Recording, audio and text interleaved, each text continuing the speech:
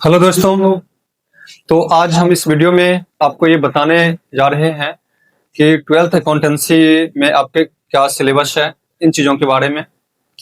तो देखते हैं क्या सब है इसमें आपके ट्वेल्थ अकाउंटेंसी में।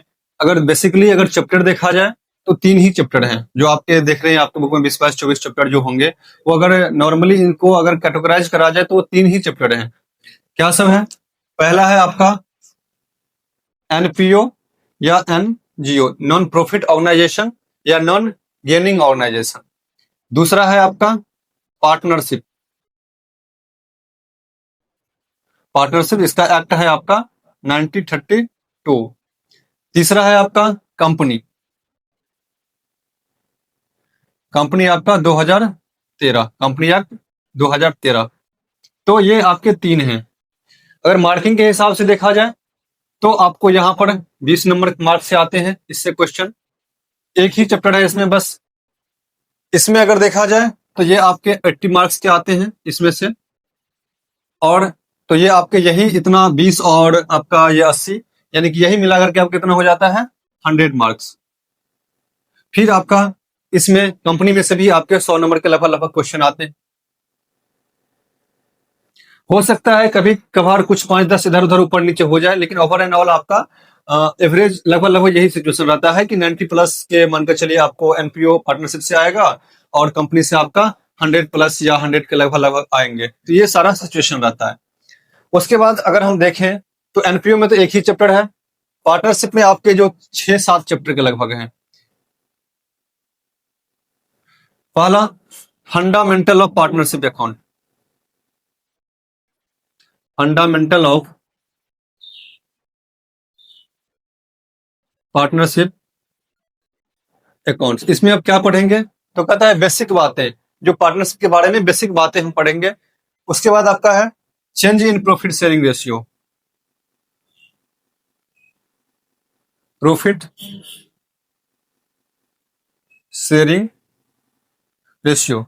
जैसे कि मानकर चले कोई पार्टनर आता है या कोई पार्टनर जाता है तो उसके बीच में जो प्रॉफिट का जो बंटवारा होगा वो कैसे होगा, या कुछ अगर चेंजेज होंगे तो उसके बारे में ये चैप्टर आपको दिया गया। मैथमेटिकल चैप्टर है, जोड़ घटाव गुणा भागा करने वाले चैप्टर है ये। उसके बाद तीसरा है accounting treatment of goodwill, accounting treatment of goodwill. ये आपका चैप्टर नंबर तीसरा है। यानी कि गुडविल में क्या, good image of an organisation. अगर किसी भी ऑर्गेनाइजेशन की अगर एक अच्छा इमेज है उसको हम गुडविल कहते हैं। तो अगर मानकर चलिए कोई पार्टनर, अगर मानकर चलिए मैं 2-3 साल से इस कमराज एकेडमी के साथ काम कर रहा हूं और अगर आज कोई आता है और हमसे कहता है क्या कि हम भी आपके साथ पार्टनर बन जाते हैं, तो क्या लगता है हमारे जितना एसेट है या जितना हमारा लायबिलिटीज है बस उसी को कैलकुलेशन करके हम उसको अपने इस ऑर्गेनाइजेशन में एंट्री दे दें, या फिर इसके अलावा भी कुछ लूं? तो कहता है जो इसके अलावा आप लेते हैं उसको क्या कहेंगे हम, गुडविल। ठीक है। आपका जो नाम हुआ है, आप जो एक बच्चे से चालू करे हैं और आज के डेट में जो भी आपका सिचुएशन है, तो उसको वो कहां से आया, तो आपके गुड इमेज से आए हैं, जो आपके अच्छा नाम चल रहा है उससे आए हैं, तो उसको क्या कहेंगे हम, गुडविल। इसका ट्रीटमेंट हम करेंगे, उसका कैलकुलेशन होगा। 3-4 मेथड इसमें दिए गए हैं, तो वो चीज आपका इस चैप्टर में देखने को मिलेंगे। अगला चैप्टर है आपका एडमिशन ऑफ पार्टनर।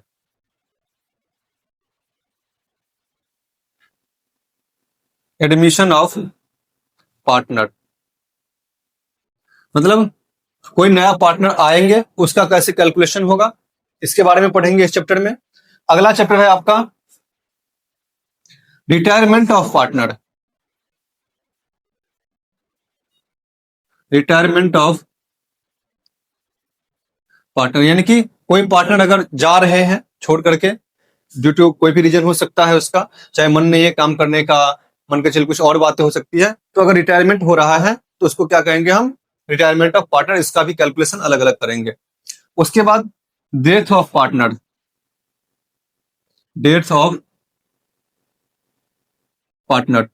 ठीक है। तो ये भी बात हो जाएगी, अगर पार्टनर मर गया तो उसकी क्या सिचुएशन होंगे। और उससे सबसे लास्ट भी बात है कि डिसोल्यूशन ऑफ पार्टनरशिप पर, डिसोल्यूशन ऑफ पार्टनरशिप फॉर्म। यानी कि पहला क्या हुआ, बेसिक बताया, दूसरा क्या बोला, प्रॉफिट शेयरिंग रेशियो में चेंजेज हो गया। तीसरा क्या बोला, अकाउंटिंग ट्रीटमेंट ऑफ गुडविल। चौथा बोला पार्टनर का एडमिशन हो रहा है। पांचवा बोला पार्टनर का रिटायरमेंट हो रहे हैं। छठा बोला कि पार्टनर मर गया। और सातवां कहता है कि डिसोल्यूशन ऑफ पार्टनरशिप फर्म, यानी कि पार्टनरशिप बिजनेस ही बंद हो गई। तो ये आपके इस हिसाब से है। अब अगर कंपनी की बात करा जाए तो कंपनी में आपके भी देखा जाए तो 4-5 चैप्टर मिनिमम है। आपके बुक में तो कुछ और ही ज्यादा कर दिया है, लेकिन देखा जाए तो 4 या 5 चैप्टर है। सबसे पहला आपका एक तो बेसिक आएगा। बेसिक चैप्टर अकाउंटिंग के बारे में डिफिनेशन, फीचर, ये सब सारा कुछ बताएगा। एक वो चैप्टर हो गया। लेकिन हम दूसरे चैप्टर से चलते हैं, अकाउंटिंग ट्रीटमेंट ऑफ, या आप नॉर्मली लिखिए इसको, शेयर्स के बारे में। मतलब इसमें क्या सब देखेंगे, शेयर को कैसे इशू किया जाता है, उसको कैसे रिडीम करा जाता है। वैसे रिडीम वाला नहीं आता है शेयर में। तो ये आपका शेयर से रिलेटेड सारे इन्फॉर्मेशन एक चैप्टर आप मान लीजिए इसको। दूसरा चैप्टर आएगा आपका डिबेंचर्स के बारे में। डिबेंचर कैसे इशू करेंगे, उसका रिडक्शन कैसे होगा, 4-5 मेथड दिया गया है, उस सब चीजों के बारे में देखेंगे। फिर आपका तीसरा चैप्टर में आएगा फाइनेंशियल स्टेटमेंट के बारे में। फाइनेंशियल स्टेटमेंट के बारे में, उसके बारे में पूरा डिटेल बताएगा कि फाइनेंशियल स्टेटमेंट में क्या क्या आइटम आती है, ये सब सारे कुछ। उसके बाद आता है एक लास्ट चैप्टर रेशियो का। ठीक है, ये आपका मैथमेटिकल है, कुछ फॉर्मूले होंगे। और ये सारा आपका जो चैप्टर बनेगा आपका फाइनेंशियल स्टेटमेंट का, अगर सारा व्यू पॉइंट क्लियर रहेगा, इसके आइटम के बारे में आप कंफ्यूजन में नहीं होंगे, तो ही आपका रेशियो चैप्टर बना सकते हैं, क्योंकि यहां से इसका लिंकअप है। और सबसे लास्ट आता है cash flow statement. Cash flow statement.